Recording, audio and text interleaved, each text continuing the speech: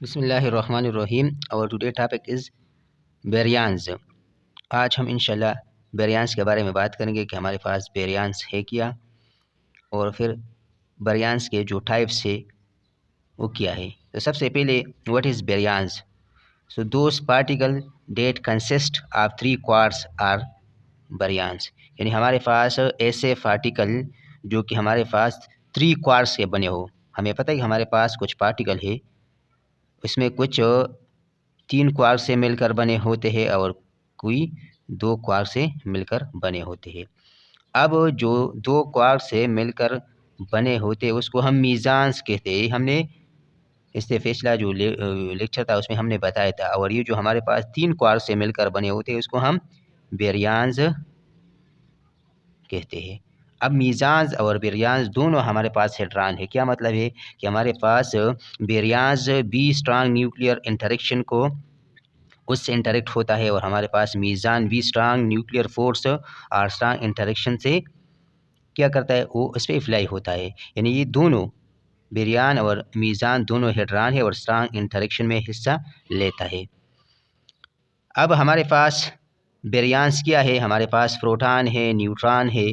ये तो हम जानते हैं क्योंकि प्रोटॉन और न्यूट्रॉन हमें पता है कि हमारे पास एलिमेंट्री पार्टिकल है, यानी हमारे पास एटम के अंदर होते हैं प्रोटॉन और न्यूट्रॉन। और ये जो लेमडा है, सिग्मा है, जाई है या ओमेगा, ये भी रिसेंटली मतलब डिस्कवर हुए हैं कि ये भी हमारे पास और भी हमारे पास बेरियांस होते हैं। सिर्फ ये नहीं, सिर्फ प्रोटॉन और न्यूट्रॉन नहीं बल्कि और भी है। अब इसमें ये जो प्रोटॉन और न्यूट्रॉन है ये हमें पता है ये एटम में होता है, एलिमेंट्री है, और ये नोन है, मतलब ये जो हमारे पास ज़्यादा पाए जाते हैं। दूसरी बात ये स्टेबल है, लेकिन ये जो लेमडा, सिग्मा, जाई और ओमेगा इसमें ज़्यादातर अनस्टेबल है, और जो स्टेबल है तो उसकी जो लाइफ टाइम है वो बहुत ज़्यादा क्या है, बहुत ज़्यादा शार्ट है। लेकिन है तो बेरियान किस तरह, क्योंकि हमारे पास प्रोटॉन, न्यूट्रॉन, लेमडा, सिग्मा, जाई और ओमेगा ये सारे अगर आप देखें तो सारे तीन क्वार से मिलकर बने हैं। तो हमें पता है कि वो पार्टिकल जो तीन क्वार से मिलकर बने होते हैं उसको हम बेरियांस कहते हैं। तो अब देखिए हमारे पास प्रोटॉन, तो प्रोटॉन दो अप और एक डाउन से मिलकर बना होता है। न्यूट्रॉन दो डाउन क्वार्क्स और एक अप क्वार्क से मिलकर बना है। इसी तरह हमारे पास लेमडा अप, डाउन और स्ट्रेंज, स्ट्रेंज भी एक क्वार्क है। इस तरह हमारे पास सिग्मा में तीन होते हैं, एक सिग्मा निगेटिव, एक सिग्मा न्यूट्रल और एक सिग्मा पॉजिटिव।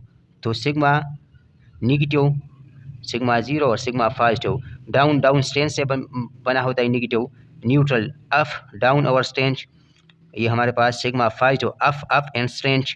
ये हमारे पास जाई है, तो जाई में न्यूट्रल और निगेटिव होता है, तो निगेटिव स्ट्रेंज, स्ट्रेंज और डाउन क्वार्ट्स। इसी तरह न्यूट्रल स्ट्रेंज, स्ट्रेंज और अप क्वार्ट्स। इसी तरह हमारे पास ओमेगा सिर्फ निगेटिव होता है और हमारे पास स्ट्रेंज, स्ट्रेंज, स्ट्रेंज। क्या मतलब कि हमारे पास ओमेगा ऐसा पार्टिकल है जो कि एक ही क्वार्ट्स से मिलकर बना होता है, मतलब वो तीनों क्वार्ट्स एक ही टाइप के, और क्या है, वो स्ट्रेंज है। तो अगर आप यहाँ गौर से देखें इन सारों को जो मैंने लिखा है सारे बेरियांस है।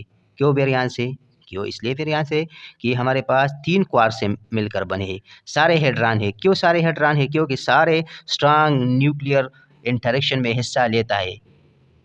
अब इसमें मेन डिफरेंस क्या है, तो हमारे पास बेरियान दो टाइप्स के होते हैं। किस तरह, सबसे पहले अगर आप देखें तो हमारे पास इसमें देखें ये up up down, down down up, यानी अप, ये अप और डाउन से मिलकर बनाए, दो अप और एक डाउन, और ये दो डाउन और अप, मतलब ये कि ये भी अप डाउन से और ये भी अप डाउन से। अब अगर यहाँ पे देखिए इसमें आप ज़रा गौर से देखिए इन दोनों में और इसमें डिफरेंस क्या है। डिफरेंस यही है कि इनमें अप और डाउन है, इसमें अप और डाउन है, लेकिन यहाँ पे देखें तो इसमें ये इस यहाँ भी इस, यहाँ भी इस और यहाँ भी इस। तो हमारे पास ये हेवियर होते हैं, ये बेरियांस जिसमें इस स्ट्रेंज होता है वो क्या होता है, हेवियर। किससे, इससे हेवियर होते हैं, किससे, इससे। और ये हमारे प्रोटॉन और न्यूट्रॉन, इसको हम क्या कहते हैं, हम इसको न्यूक्लियस कहते हैं। क्यों, क्योंकि ये हमारे पास न्यूक्लियस में पाए जाते हैं, कौन, प्रोटॉन एंड न्यूट्रॉन। अब ये हेवियर है और ये हेवियर नहीं है, मतलब ये भी तीन क्वार्क से मिलकर बने होते हैं, ये भी तीन क्वार्क से मिलकर बने होते हैं। फिर ये क्यों हेवियर है और ये हेवियर नहीं है, तो इसमें अगर आप देखें तो आपको खुद पता चल जाएगा कि हेवियर है तो एक चीज़ की वजह से तो होगा, किसकी वजह से? स्ट्रेंज की वजह से, स्ट्रेंज क्वार्क्स की वजह से। क्यों?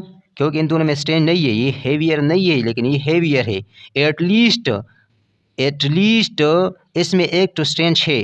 तो ऐसे पार्टिकल, ऐसे बेरियांस जिनमें कम अज कम एक तो एस हो, इसमें एस है, इसमें एस है, इसमें एस है, इसमें एक एस, इसमें दो एस है, इसमें दो एस है, इसमें तीन एस है। ऐसे पार्टिकल क्या कहलाते हैं? ऐसे पार्टिकल हमारे पास है हाइफ्रांस। क्या? हाइफ्रांस, मतलब हाइफ्रांस मीन हेवियर। और ये हमारे पास क्या है? न्यूक्लियन है। न्यूक्लियन अप और डाउन से मिलकर बना होता है, लेकिन ये हमारे पास इसमें अप भी होता है, डाउन भी होता है, लेकिन उसके साथ साथ स्ट्रेन से भी मिलकर ये बने होते हैं। अब क्यों ये हेवियर है? तो ज़रा आप देखें यहाँ पे हमारे पास कितने क्वार्ट्स है? हमारे पास 6 फ्लेवर है, यानी 6 टाइप के क्वार्ट्स है। Up, down, strange, charm, top, bottom. अब ज़रा इसकी हम मास लिखते हैं। तो अगर हम लिखते हैं तो अप का जो मास है वो अराउंड तकरीबन 5 मेगा इलेक्ट्रॉन वोल्ट है। इसी तरह अगर हम डाउन का देखें तकरीबन 10 मेगा इलेक्ट्रॉन वोल्ट है। तकरीबन ज़रूर नहीं कि हर का ये होगा, तकरीबन किसी का 8 होगा, किसी का 10 तक अराउंड। इसी तरह स्ट्रेंज का भी अराउंड कितना? 150 मेगा इलेक्ट्रॉन वोल्ट है। इसी तरह चार्म का इससे ज़्यादा, टॉप का इससे ज़्यादा और बॉटम का इससे ज़्यादा। लेकिन अगर हम देखें तो हमारे पास ये जो वेरियांस है, जो ये प्रोटॉन, न्यूट्रॉन और ये बाकी ये जो है, ये सारे किससे मिलकर बने होते हैं? अप, डाउन और स्ट्रेंज से। तो हम जस्ट इस पे फोकस करेंगे, अप, डाउन और स्ट्रेंज। तो अगर आप देखें, लेट सपोज मैं एक एग्जांपल ले लेता हूँ आसानी के लिए। लेट सपोज ये हमारे पास क्या है? प्रोटॉन है। अब प्रोटॉन 2 अप से और 1 डाउन से। तो अप 5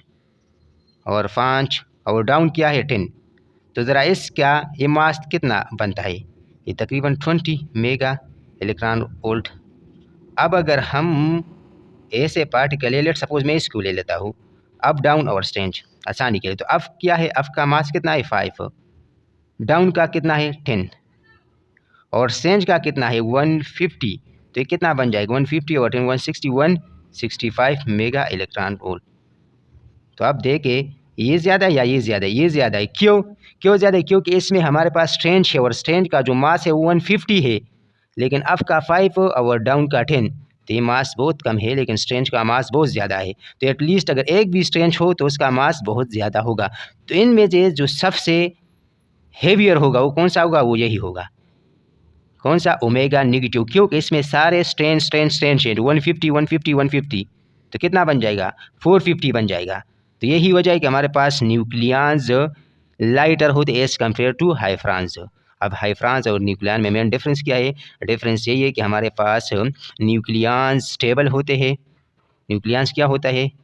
जिस तरह प्रोटॉन और न्यूट्रॉन हमारे पास स्टेबल होते हैं, लेकिन ये हमारे पास हाइफ्रान क्या होता है?